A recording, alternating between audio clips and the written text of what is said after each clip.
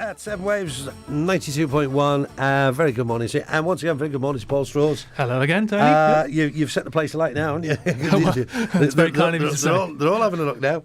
And we were just talking while we were listening to Gabrielle. And I was saying about the song you did, Forgive Me. It's called Flawless. Flawless, Yeah. my apologies. Because you can tell that's just been written for the ukulele. Completely, yeah. Absolutely. And I was asking you off air, but I did say I would ask you on it. Is it harder to write, or is there much of a difference in the process of writing for sort of like a normal 6-string guitar than writing for a ukulele? It's different. Obviously, as we were talking off air, weren't we, as well? If you capo the guitar at the 5th fret, then the high strings, the 4 high strings, are the same tuning as the ukulele, although the sort of the 4th string is actually tuned an octave above. Oh, right. So it's got that sort of... So your highest string is actually... It's the one at the top. It's one at the top rather than the one at the bottom. That's right, yeah. So yeah, it's familiar, and you can do all of the same shapes. Like say if you did a D on the guitar, it's a G on the ukulele. It's different enough to when I first picked it up. That was the first thing I pretty much played. I wrote Flawless just entirely on the uke, just straight away, because I didn't know the shapes, but I was just trying different things. Which is why I love that about getting a new instrument. You always seem to, when I first started playing piano, I didn't have a clue what I was doing. And I was just teaching myself, and the songs I was writing, it might have been the same chords that I might have used on a guitar, but it felt so new and it felt so fresh to me. And that's why I always love about getting a new instrument. And is that that joy, that sort of like that enthusiasm you get with a new instrument, does that sort of like spur you on when you're writing as well? Absolutely, yeah. I've never tried to force writing on the ukulele either, which is I think is really important. And as a result, I've actually the 3 songs that I've written, they've all come with the words like attached at the same time, which is mega for. I've always written. I've done the music, or I've had a set of lyrics, and then I've sort of created the other one to go with it. Right. But on the ukulele, I'm writing the lyrics and the music at the same time, and that's really, really an interesting sort of turn for me. Now the gig itself, obviously, you're doing this to because there's an album out, isn't it?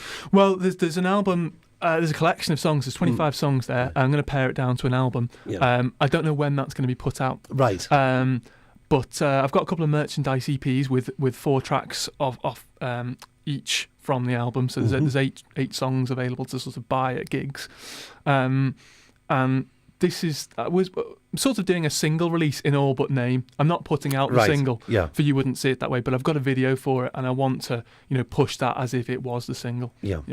And that's the one that's on it. If there was an album, this would be the lead single, possibly. Possibly. I mean, there's a couple of really singly things on there. I'll play a track in a little while called Miss Your Body, and that's really singly. There's one track, Mind, as well. That's incredibly instant. That was the track which really stood out to me originally. Actually, it was sort of my second phase of recording for the album, because I've been through about 3 or 4 sort of periods over the last 18 months of writing and recording for the album.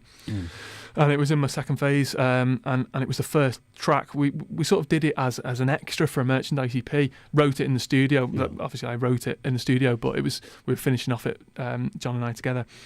And it just suddenly became the most obvious single that I've ever done, sort of thing. So, and that must give you...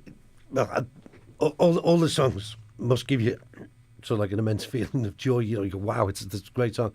It's that one, obviously, you feel you've got a certain passion for that one, haven't you? Well, yeah, you can tell by the way you're talking about it. Yeah, well, they're all like my children, all of my songs. So I kind of go off what people react to the most, and that one certainly has an instant reaction with people. And would you say because of the influence you have with ukulele, with your guitar, with your piano and what have you, would you say it's quite an eclectic mix across the 25 songs? My first recording session, which was sort of about 11 songs, they were very diverse. There was piano songs on there. There were long, drawn out piano songs. It was very much like a Neil Young type of record. Right. Yeah. There was like quite an upbeat, almost rock thing on there. But as we've carried on, it's actually become more of a a linear thing, and the aesthetic of the songs is quite similar now. I've taken out a lot of the piano songs, right, just based on reaction, really, and sort of, I was talking to a few labels quite early on, and they definitely preferred the folkier side of things that I was doing, and they loved all the ukulele stuff, obviously.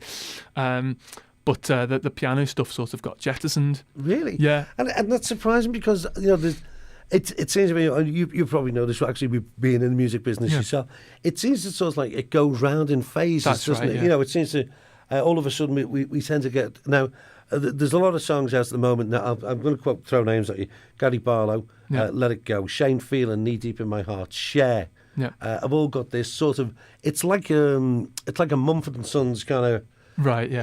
It's like a kiss-ass folk, Yes. And, it's great, but all of a sudden that will disappear, and we'll go back to the sort of like the guitar-based stuff, or maybe the piano-based stuff. Yeah. I mean, totally. It goes around in cycles, doesn't it? I mean, we've sort of, since 2000, we've been through almost like the 60s, the 70s, and the 80s again. Yeah. And so, is it the 90s next? And is that, whether that's a good thing or a bad thing, I don't know. That's up for debate. But it's I think that is sort of coming round. You're getting more sort of bands who might want to sound like Oasis on the scene again. And again, I don't know if that's a good thing or a bad thing, but that is sort of happening again. So yeah, be interesting to see what happens next. Well, we're going to take a quick break. We're going to take a bit of let me see, it was Boys Home, and then we're going to do our What's On guide. And then, have you ever supported a big act? I've supported a few. No, go on, name drop a big act for me. So Star Sailor. Really? James Walsh from Star Sailor, yeah. Cool. Well, today you are going to be supporting the Bradshaws. Oh, wow. Okay. So this is the highlight of your career now, this one. This is it. I might as well retire after this. I would. Okay, take care.